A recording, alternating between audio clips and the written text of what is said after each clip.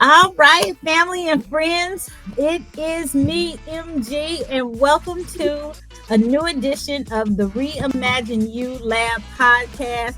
And you guys know how we do each edition. I always come in with somebody awesome, amazing that's doing, who has either done or is doing absolutely fabulous thing. And this episode is not going to be any different. As a matter of fact, this episode, the guy that's in the room in the lab today is absolutely outstanding.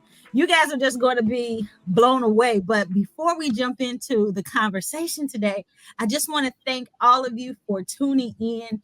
You guys have been so much of a blessing.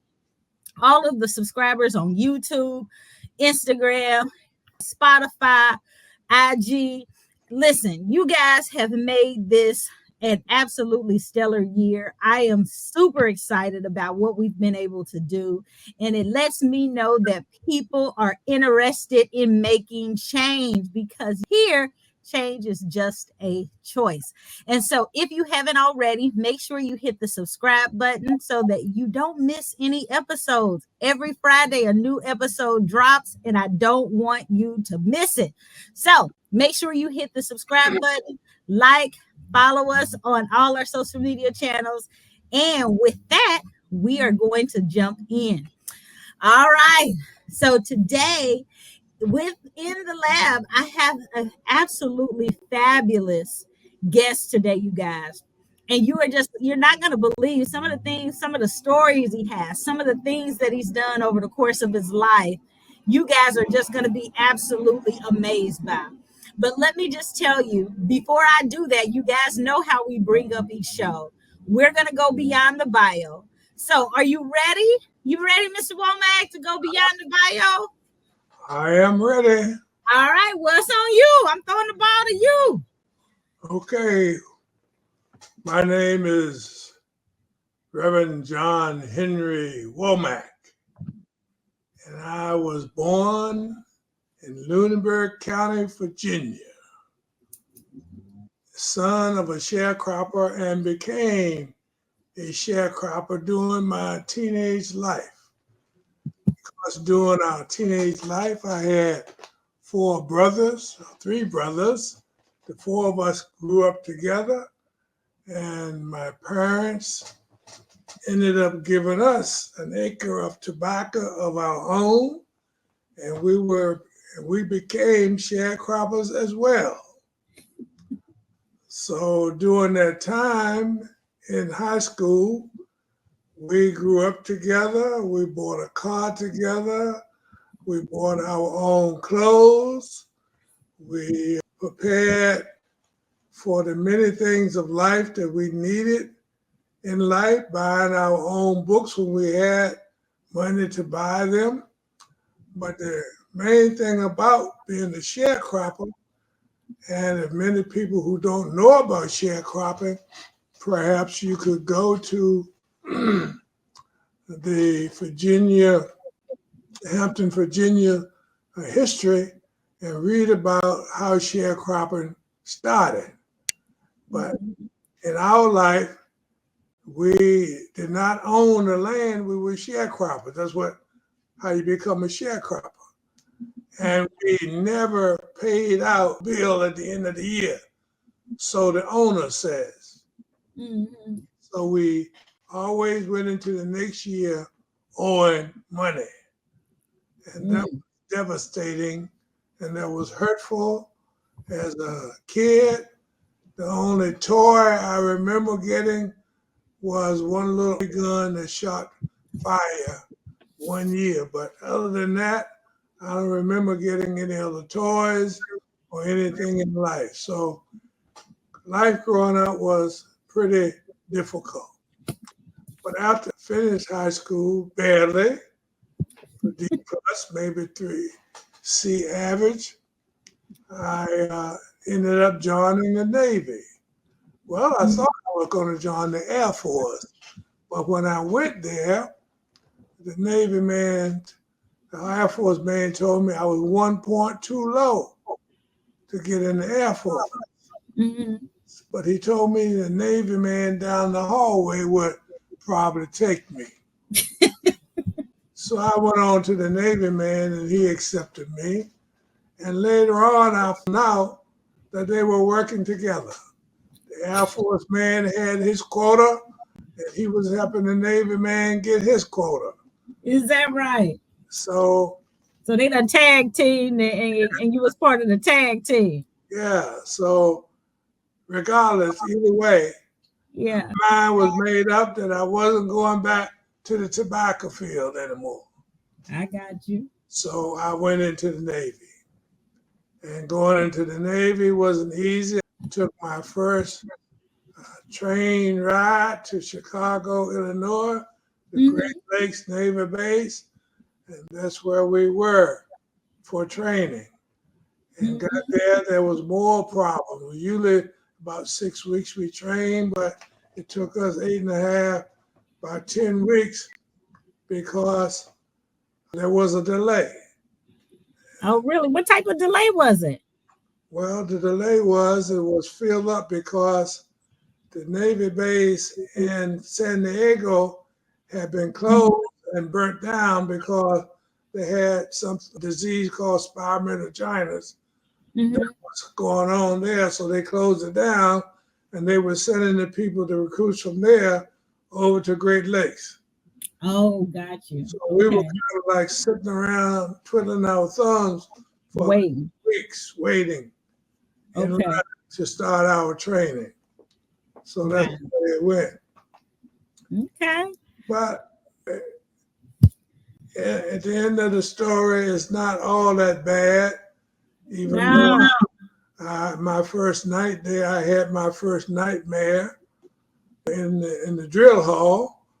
And the worst part of it was, I guess, is that I had to learn how to swim.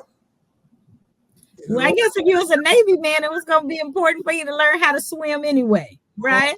Oh yeah, it was going to be important. But when you have never really been in the water before and don't know anything about swimming, being on a farm, you don't come in contact with those kinds of things. You have a swimming pool in your backyard, Right. So it was a little difficult. So night after night, I had to go to a swimming class. Okay. Learn how to swim. And eventually, the way things worked out, through prayer and dealing with situation, I just, after about 3 weeks, decided I'm gonna just jump off the tower and see what happened. So tell us what happened when you jumped off the tower then. Well, I went to the bottom and I came up, and when I couldn't swim, they stuck the pole over there and pulled me out. So I did that for a few nights, and then one of the guys pulling me out, he jumped in the pool with me and told me to turn on my back. And once I turned on my back and he held my head up, he says, breathe, get some air in your lungs. So you breathing like, I won't say it, an ant. So I started to breathe and make the strokes that he was telling me to make. And before I knew it, he had turned me loose and I was swimming down the pool. So nice. That's the way it worked. That's the way it worked. Yeah. You know what? I like that story. I like that story. It's amazing what happens when somebody shows you what to do. Yeah. Like somebody shows you what to do. But it also points out that you can't allow fear to turn you away from things. Absolutely not. That you don't know how to do. That's right. You got to trust God and put your faith in Him, and you got to try. And if you fail, you got to try again. If you fail, you got to try again. Oh, absolutely. Because on my last day of boot camp, which was the day that John F. Kennedy got shot, I was taking my last final test. And I failed the test because I couldn't tread water for 5 minutes. So he told me to come out and go to lunch and come back. So when I went back, he told me, okay, jump in, start swimming. And then when it got to the tread water part, he said, just keep on swimming. So I swim around a couple more times. He said, okay, you got it, jump out. So I couldn't tread water in one place for 5 minutes. So he said, just keep swimming. So God has a way of working things out. And I did that, and I was able to complete my test and pack my sea bag and come home. So that's the way I got started from sharecropping from the farm. Okay. But on the farm, go ahead. Well, no, I like that. I think that's it's interesting because first of all, you are a risk taker, and I think anybody who's listening to the show today, I think one of the things that they will learn is how here you are going from a sharecropper to a they'll learn a serial entrepreneur, pastor, a number of things over the course of your life. I mean, you've got a depth of knowledge that I've been intrigued by you since I've met you. And I think that there's so much within you that you've got to share, like you just brimming over with knowledge. And so talk a little bit about being willing to take risks, because I think that's one of the things that I like to talk about change. And I think it's important because a lot of times people are risk averse. And if you risk averse, it makes it very hard for you to even consider change. And so talk a little bit about already in this story, you said, you know what, hey, I had planned on going to the Air Force, but I got swept up and ended up going to the Navy. You did that. That was a change. You wasn't planning on that initially, but you got it. One recruiter introduced you to another. You did that. Yeah. You didn't necessarily know how to swim, had a nightmare. Right. And you decide, you know what? Well, I'm just gonna go and jump off the tower. You jump off the tower. Somebody ends up jumping in with you, teaches you how to swim. So you do that. Yeah. You didn't like, and before either of those, you was a sharecropper. You didn't like that. You didn't like owing somebody going into the next year. You done did all that work, spent all that time. It doesn't belong to you, it belongs to somebody else. You owed him going in. So you said, hey, I don't want to do this anymore. So I'm going to go to the military. That's how you even got there in the first place. So you've already told us in the first 10 minutes of the show, you done made 3 different changes, taking a risk, willing to do something different, and you're willing to keep doing something different over the course of your life. Was that just already within you, or was that built? Well, I think it was built in a matter of growth, but also it comes from within you in terms of the dreams that you have, in terms of wanting to do something different, not wanting to be a sharecropper or to see people hurt like the many people that we were growing up with, seeing how they struggle in life. But also I think it was something that God instilled in me at an early age of saying I didn't want to be like other people. Yeah. Even though I was a fearful person of many things, I didn't fear a lot of things as I grew older because I had an attitude in terms of work that said that if somebody else could do it, I could do it. Mm-hmm. So I just had that kind of attitude that I grew up with after high school. There was many things I wanted to do in high school in terms of being a better learner, but I couldn't learn too well because I only went to school half of the time because of sharecropping. Yeah. I was a pretty good football player, but I couldn't even go to school to practice like the other guys practice because we had to be on the farm working. Yeah. You know, so when you see all of that and you have in your mind and in your heart that you want to do something different because you're not able to gain the things that you want to gain, it just instills in you that you want to do something different. Yeah. And you just make sure that it happens. And the fear comes out of you. Mm-hmm. And when you follow, the fear come out of you when you follow God. He opened Yeah. doors. He opened doors He does. that He allow does. you to do some of the things that you perhaps thought you couldn't do.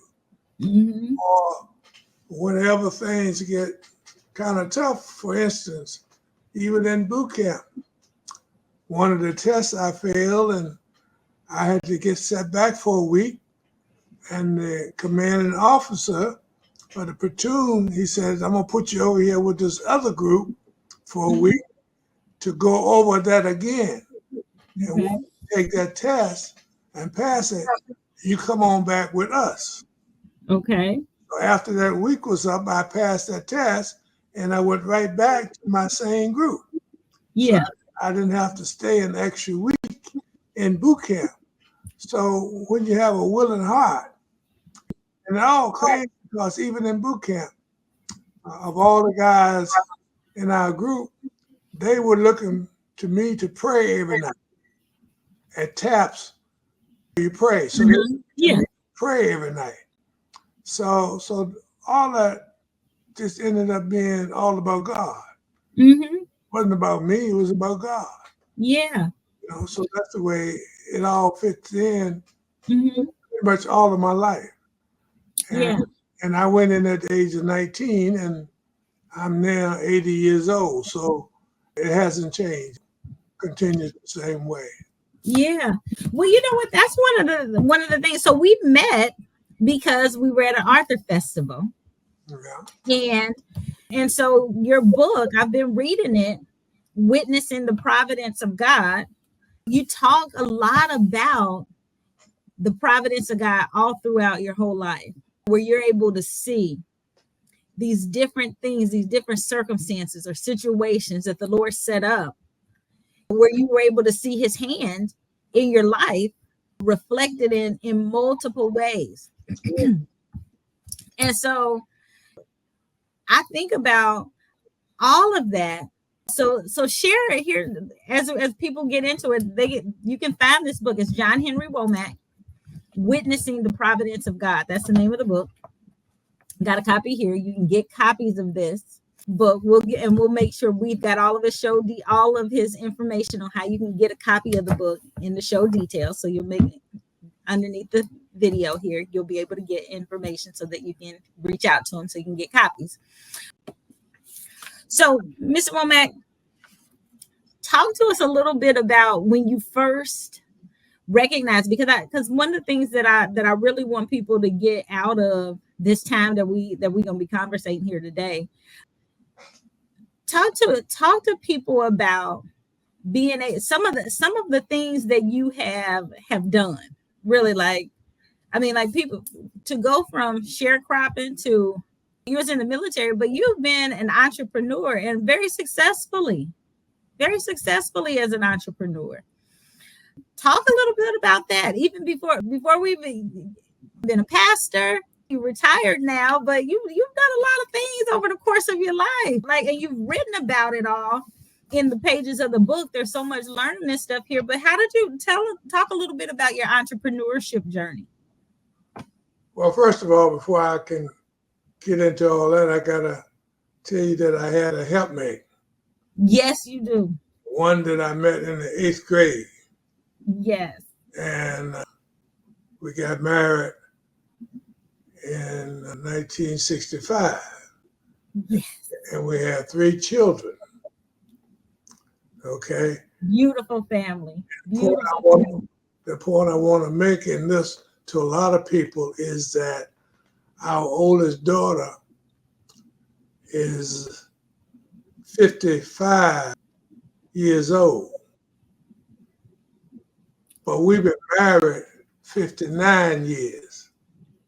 Wow. So I want people to understand that we were married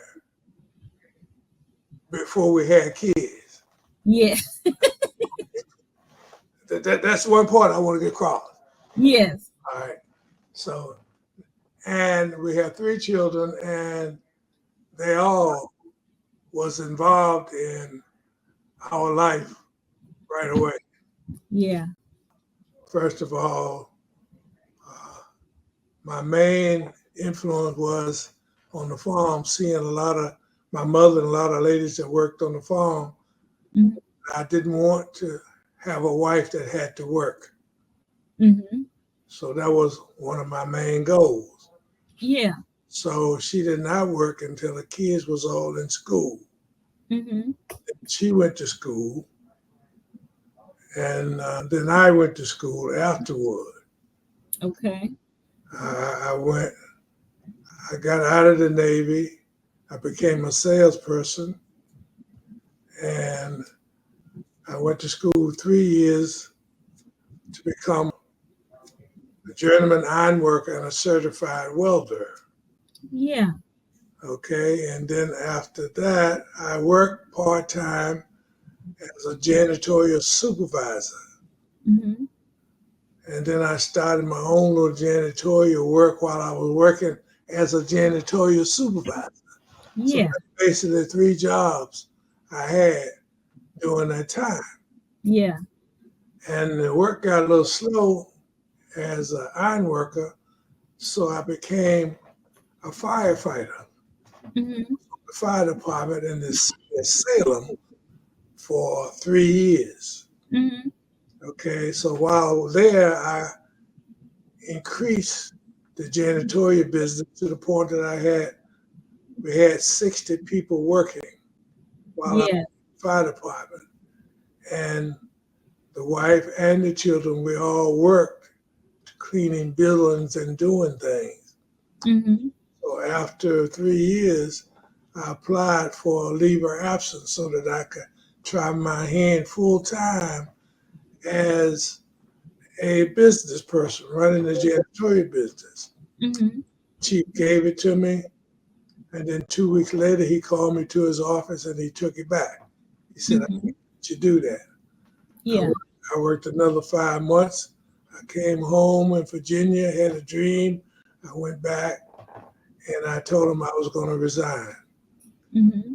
And in the process of resigning, I said, well, I'm going to go see the mayor because you guys have given leave of absence before. Why can't I have one? So the mayor informed him and told him to give me a leave of absence for 3 months. So I took a leave of absence for 3 months. And after 3 months, I went back with my resignation. I said, I resign. I'm not coming back Mm-hmm. because the business took off. Yeah. And I took my They need you. office out of the house and rented the place, Mm-hmm. and we started growth. And after a couple of years, we bought the place that we were renting from, Mm-hmm. and after buying it, we expanded the place, and we started a janitorial supply company as well as a janitorial service. Yeah. We And sold oh, go ahead. to ourselves. Okay. Yeah. And then when we outgrew that space, we moved that to another place and we started a meat and deli place right where that was. Mm-hmm. And we call that Classical Food, which later we incorporated 3 Popeyes franchise Yeah. in the Boston area. Okay. What So year was that? that was the year like 1960, 64, 65. Wow. From that point, the janitorial business grew. We started to do a lot of work for the federal government. So we took it from there to the point that we worked in different states with the federal government, mostly the Air Force. We Mm-hmm. were on chef stocking. Chef Okay. stocking meaning that we clean, price, and stock the grocery stores on the military bases. Okay. Wow. That's fantastic. That was fantastic. And you ended up in how many different states were you doing that? 13 different states. 13 different states. And at the end, looking at the end of that, I started going to school, theology school. I was going nights once or twice a week, and then I started going. I went 13 years nights to get my bachelor's degree. And then after that, I got my PhD. Yeah. After going to school 13 years nights, and we ended up having 800 employees at the peak of our business. So That's absolutely fantastic. I know when we came to visit you and you were sharing with us about one of the awards that you had received from Black Enterprise magazine, and I think it was it 1980. Hang on, I gotta look on my phone to see what year it was. I think it was 1989. But share that story that you shared with us about when you won that. well, the story was that was a dream. That was something that I said I wanted to do when I bought a Black Enterprise. And I said that I wanted to make the top Black 100. And I gave myself basically 15 years to do it. But it ended up that I made it in less than 7. Yeah. One of the main reasons was being that in the Black Enterprise, all the companies that they were including the auto companies and the sales that they had in terms of selling. So they decided to pull the auto companies out of that. So when they did that, my company became number 79 in 89? Yeah, 89. Yep, it was 1989. We became number 74 in 1989. So that's how that dream was fulfilled. Yeah. That was awesome. That was awesome. Well, and you put a goal out there for yourself. And sometimes things end up working out faster than than you were expecting it to. They did some changing and such on their end and pulled the automakers out of there and it ended up working out. But you know what? That's how things will happen. Putting a goal out there. And I think that makes a difference for people. You write your goals down, some things you want to do. And you've said here you started off with the steel workers and you was working as a janitorial supervisor. While you was doing that, you was building a business. And it's like, hey, you know what? This is this is taking off. We started with 60 employees, or the families working in with you done moved up to over 800 employees. Let's go back. It didn't start off with 60 employees. We forgot the real beginning of it. It started off with just a mop and a bucket. Me and my son, who was basically 6 years old, putting the chairs up while I mopped the floor. Yeah. That's the way it started. And then to move a little further, it started a little bit further when I borrowed $600 from my blind uncle. From your blind uncle. And to buy a rug machine. Okay. And I bought that rug machine, and 2 weeks later, I paid his money back. And I bought another machine, So that's the way it started, with a mop and a bucket. There's an article in the book that talks about how we got started with a mop and a bucket. And here's the deceiving part about articles and how people write things. In the city of Boston, one of the banner was writing an article on us, and it says, "A mop and a bucket to 2 million in sales." Mm-hmm. And once that got out, the problem that we had is people think that you have $2 million. Oh yeah, they think you got $2 million in your pocket. Yeah, Yeah, it's not 2 million in your pocket. yeah. But they got to understand sales doesn't mean, It's not minus expenses. yeah. So that's where a lot of people read things wrong and don't understand that that is not equity that you have. Mm-hmm. That's the sales that you have, and Yeah. you got to pay the employees and all the other benefits that goes with it. Yeah. With it.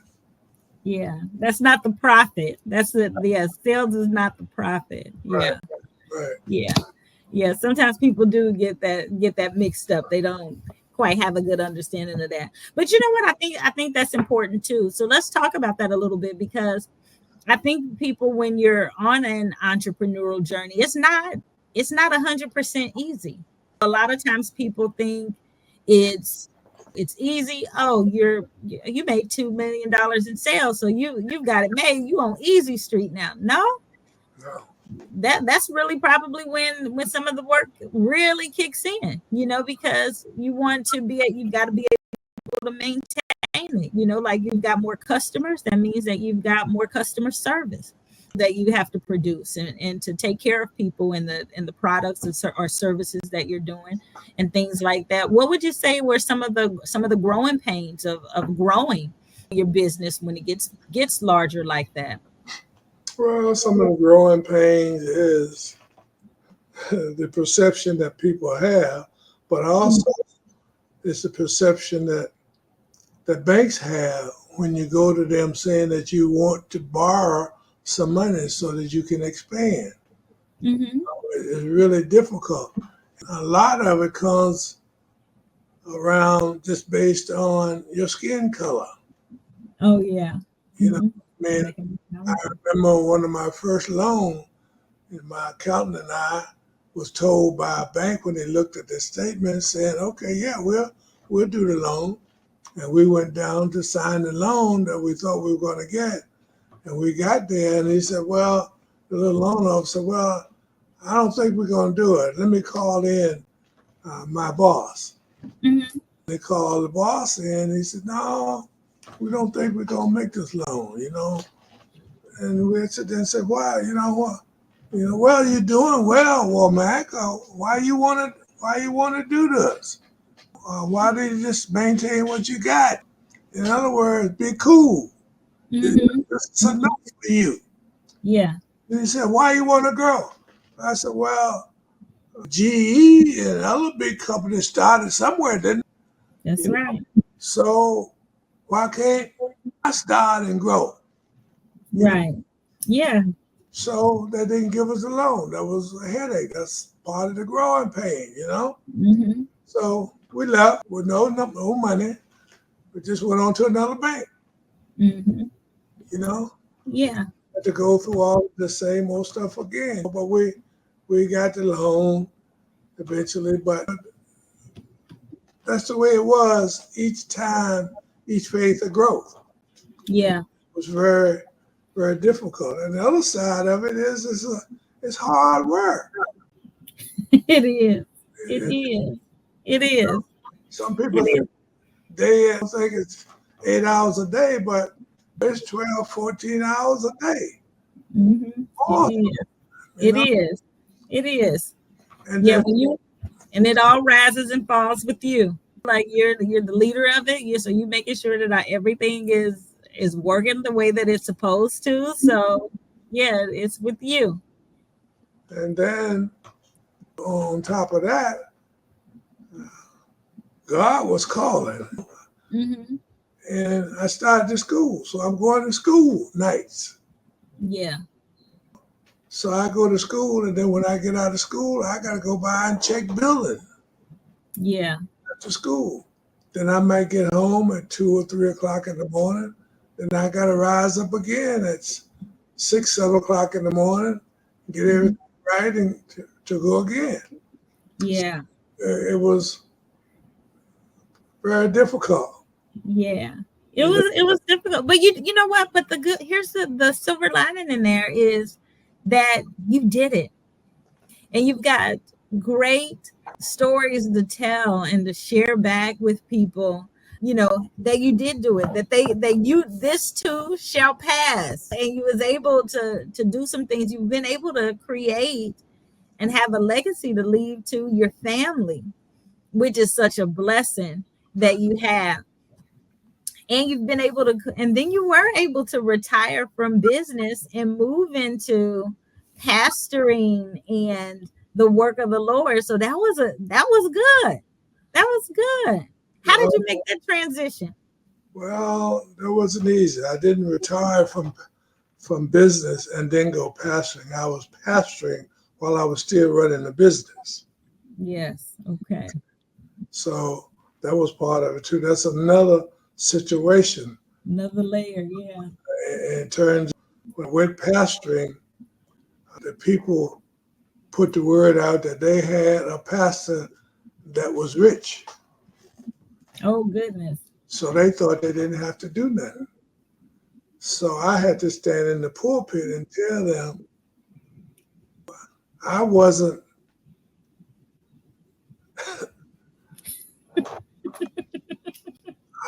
their resource. I wasn't their God. Jesus is. Yeah. To rely. Absolutely. Don't look for me to think that I'm here to give you everything that you need. Yeah. That God is the one who supplies your need. And He's riches and glory. But also, as you read the book, you find out that I don't just say I did. It was the family. Absolutely. Absolutely. So one of the things when people are thinking about business and doing business, sometimes you have to include your family. Oh, absolutely. They are supporting you. They are supporting you. They have to help. Even though a lot of times the kids didn't want to go, they say I got homework to do and I got this to do, but they still came out to help. And on the other side of family helping, there's time when the daughter finished college, degree in accounting, whatever, working in the business still, and want to go on vacation. One employee in the office came and said, well, she hasn't been here yet. We got a book, manual that tells us you can't take vacation the first year. So how's she going to take a vacation? I just said to her, where were you when this company got started? Yeah. Yeah. She got some sweat equity already built in. So yeah, it's all those kinds of things you got to put up with and deal with. Yes. No, it's so true. It's so true. It's so true. Well, oh my gosh, Mr. Womack, I swear I told you that the time was going to go by fast. Didn't I tell you? Let's go. Yes. All right. So because the show is time to wind it down, I'm going to have to just bring you back. That's what we're going to have to do. A part 2 is what we're going to have to do. Okay. But before we go, I would love for you to give us 3 things for change makers. 3 things, your best 3 pieces of advice that you would give to change makers. Changing in terms of your skills in life, or what you define it however you want to. Somebody was making a change. Well, first thing, you got to believe in yourself. Yes. You got to have dreams of wanting what you're wanting to do. It's got to be instilled inside of your body. You can't wake up one morning and say, I want to be an entrepreneur, and think it's just going to come down to that and you're going to go do it. It's something inside of you that you really desire to do. And that's what's going to make the change for you, is that you really, really, really want to do it. Yeah. you know? Yeah. And in doing so, if it's there, then you got to trust God Yeah. Trust God. to, So believe. to help you make change, to know that He's there to carry you through. And in change, you got to expect failure. Yeah. That's good. And don't think that you're going to make it the first time. Yeah. I tried a lot of business before it started to work out. Mm-hmm. When it worked out with the janitorial business, that wasn't what I wanted to do. But I saw that this was what I needed to do, Yeah. what I could do, and what God had placed in my heart that I could do. So that's the way you got to make change. And the other part of it is don't have so much fear about thinking that you can't do certain things. Yeah. That's good. You know, don't fear it. If you want to do it, just go on and do it. And do it. You know, and Yeah. just keep saying, I can do it. I can. Yeah. I I can. can do it. You know. That's it. No, that's good. I love it. I love it. So you gave 4. So believe in yourself. Believe it. Yeah. Have a dream. Have dreams. Trust God. Yeah. Expect that there's gonna be some failure that could happen with it. Yeah. But don't fear. Yeah. Don't fear. That's good. Those are good. Yeah. John Henry Womack. This has been great. I have loved having you on the show. I hope you have enjoyed yourself as well. I enjoy everything except talking about myself because I don't like to do that. Well, you did good. You did good, and you're very humble about it. And you profess God because God has done it all. God has done it all for you. It wasn't you. It was Him. But It was Him doing it. it's all about that book, The Providence of God. Yes. The Providence of God, Witnessing the Providence of God by John Henry Womack. You guys can get it. You can get that book. You can reach out to Mr. Womack at Reverend Womack, Rev Womack 7 at gmail.com. And you can get those details right at the bottom of this show link. So it's there. So you can reach out to him, Rev Womack 7 at gmail.com. Rev Womack, stay right there for 1 second. And I'm going to close out the show. You guys, thank you so much for tuning in. It's always a blessing for you to jump in with us. I love when you guys come and you've been tuning in. I so appreciate you. All of the viewers on Spotify, listeners on Spotify and iTunes and Apple Radio, and then all of our viewers on YouTube and Instagram. You guys have been making this show so nice. So I just thank you from the bottom of my heart. I appreciate you guys. Love you all. Thank you so much. You have been a blessing. Make sure that if you have not already, if this is the first time you've tuned into the show, we drop new episodes every Friday. So make sure that you click the subscribe button so that you will get the notification every time we jump on. And don't forget to like, share, and follow us on all the social media channels. You'll find us at Reimagine University. Love you all. Be blessed, and I'll see you here next week. God bless you. Amen.